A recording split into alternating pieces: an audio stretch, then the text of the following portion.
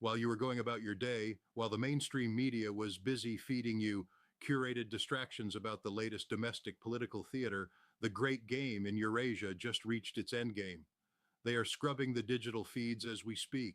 You won't find this on the cable news cycles. You won't hear the raw truth from the mouthpieces at the State Department. They are terrified of what this means for the stability of the Western world. But I've spent my life looking through the fog of war, and I am telling you right now, the rejection we just witnessed, Iran's flat-out dismissal of Pakistan's diplomatic overtures, coupled with a chilling total silence from Beijing, is the signal that the old world order is dead. You need to see this right now, and you need to listen closely, because the reality on the ground is harsher and far more dangerous than any expert on your television is prepared to admit. In my time in military intelligence, having analyzed theater-level conflicts for decades and navigated the labyrinth of Middle Eastern power dynamics, I've learned to recognize the difference between a diplomatic spat and a systemic collapse. What I am seeing from my sources tonight, the raw SIGINT, the satellite telemetry over the Sistan-Baluchistan border, and the frantic encrypted chatter coming out of the Pentagon's National Military Command Center, points to a total rupture. Iran has just turned its back on Pakistan, effectively telling Islamabad that its services as a regional balancer are no longer required. But the real story, the one that should make the hair on your arm stand up, is that China, the supposed mediator, the big brother of the Silk Road, has gone completely silent. In the world of intelligence, silence isn't an absence of noise, it's a deliberate tactical choice. It is the silence of a predator that has already decided where the new borders are going to be drawn. Picture the scene right now at the Taftan border crossing. The sky isn't just dark, it's a bruised, violent orange, illuminated by the persistent glare of high-altitude surveillance drones and the flickering lights of military convoys. There is the bone-shaking roar of Iranian Su-35s, jets we were told they couldn't operate, patrolling the perimeter.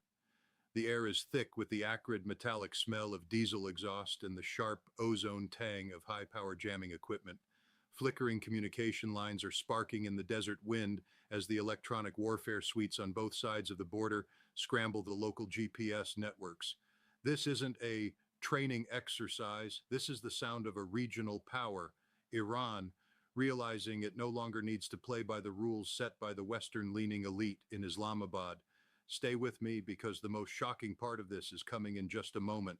I will reveal the smoking gun that the Pentagon is hiding by the end of this video, the specific intelligence intercept that explains why China is staying quiet and what it means for your bank account. But first, we have to look at the tactical reality. We are talking about a total failure of the US-designed regional security architecture. For decades, the US used Pakistan as its backdoor into Eurasia. We funneled billions into the ISI and the Pakistani military, thinking we were buying a seat at the table, but tonight that seat was smashed to pieces. Iran's rejection of Pakistan isn't just about border security, it's a rejection of the last vestige of American influence in the region. Having analyzed the psychological state of decision makers in the Pentagon for years, I can tell you they are in a state of absolute, unadulterated panic. They are seeing the OODA loop of their primary regional strategy collapse in real time. The technical specificity of what is happening on that border is terrifying. I'm seeing reports of Wave 55 deployment signatures. The Iranians aren't just moving infantry, they are positioning Shahed 136 and Mohajer 10 drone swarms alongside Fateh 110 ballistic missiles. We are talking about Mach 4 and Mach 5 signatures that can reach Islamabad or Karachi in minutes. When you have a military that is bankrupt, like Pakistan's, trying to defend against $20,000 drones and $100,000 missiles with multi-million-dollar Western interceptors that are currently out of stock, you have a math problem that leads to a massacre. The Aegis systems in the Gulf and the Patriot batteries we've sold to our allies are currently being revealed as paper tigers. The saturation limits have been reached, and Beijing knows it. China's silence isn't a lack of opinion, it's a green light to Tehran. As we move from the tactical to the regional, the stakes are being raised to a level that should make every American's blood run cold. This isn't just about a border in the Middle East. This is about the total collapse of the security guarantee that has underpinned the global economy since 1945. I want you to imagine the global economy as a complex machine, and the fuel for that machine is the petrodollar. For 80 years, the world agreed to use the US dollar to buy oil because the US military could guarantee the stability of the producers. But tonight, that guarantee has been revealed as a lie. If Iran can reject a nuclear-armed Pakistan and China stays silent, it means the security umbrella has been folded up and put away. What does that mean for you sitting at your kitchen table? It means the world of $3 gas is a memory that will never return. It means $10, $12, even $15 gas at the pump within weeks as the risk premium on global energy goes into orbit. It means the supply chains that bring food to your grocery store, supply chains that are already strained to the breaking point, simply snap. The just-in-time delivery system is a house of cards, and Iran just pulled the bottom card while China looked the other way. We are looking at a global economic collapse that makes 2008 look like a walk in the park. And why? Because the elites in the State Department thought they could keep playing a 19th century game of divide and rule in a 21st century world that has moved on. I feel a profound sense of patriotic anger when I think about our troops over there. I think about the young Marines and soldiers at the lily pad bases in Iraq, Syria, and the Gulf.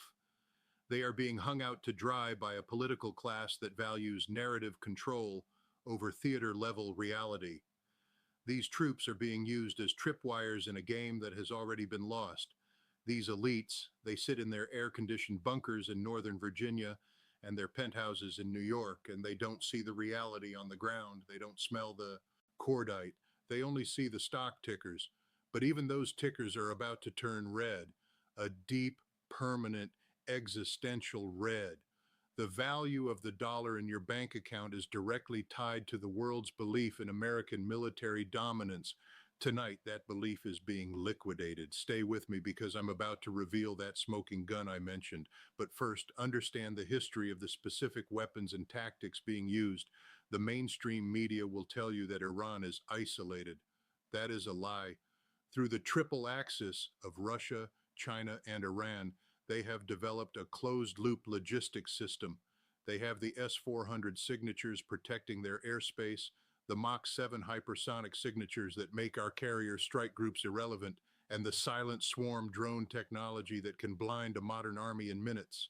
While we were spending $1 trillion on the F-35, a plane that can't fly in the rain without its coating peeling off, they were spending a fraction of that on thousands of precision-guided munitions that can saturate any defense system we have.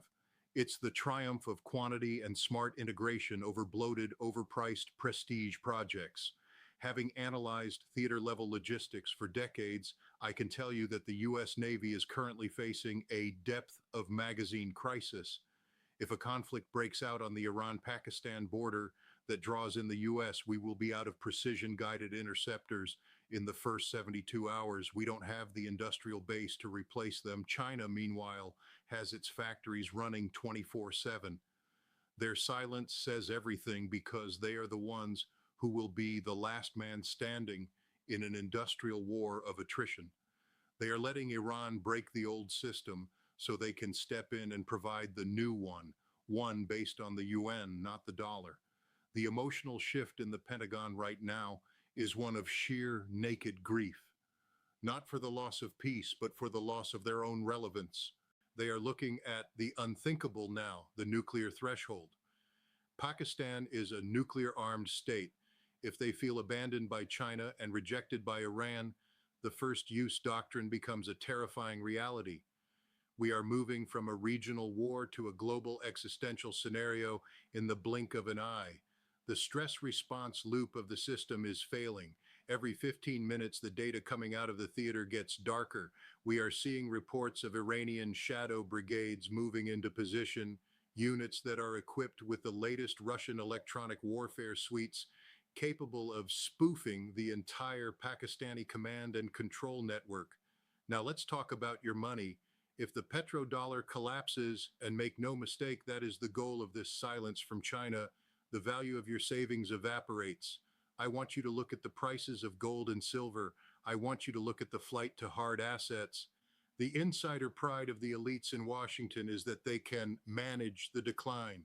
They can't. They are drowning in $34 trillion of debt, and the people they owe that money to, the Chinese, just stopped answering the phone. This is the reality on the ground that they don't want you to see, because if you saw it, you would realize that the system is already dead. You would stop paying into the 401ks that are being used to prop up a failing empire. I want you to imagine the sensory detail of a failing command center, flickering monitors showing radar blindness over the Arabian Sea, the smell of burning electronics as the servers overheat trying to process the Wave 55 saturation data, the frantic voices of analysts realizing that the Aegis shield on our destroyers is being bypassed by low-cost drones. This is what it looks like when a superpower realizes it's no longer in charge.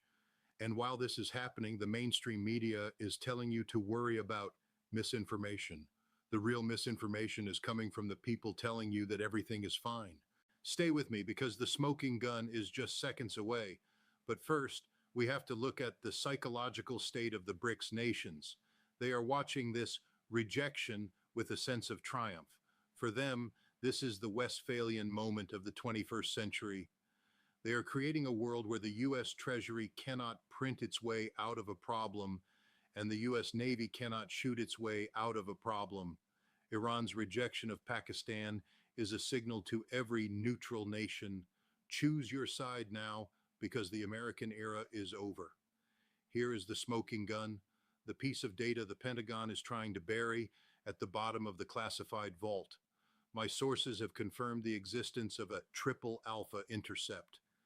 It is a high-level communication between Beijing and Tehran that took place exactly 15 minutes before Iran issued its rejection of Islamabad.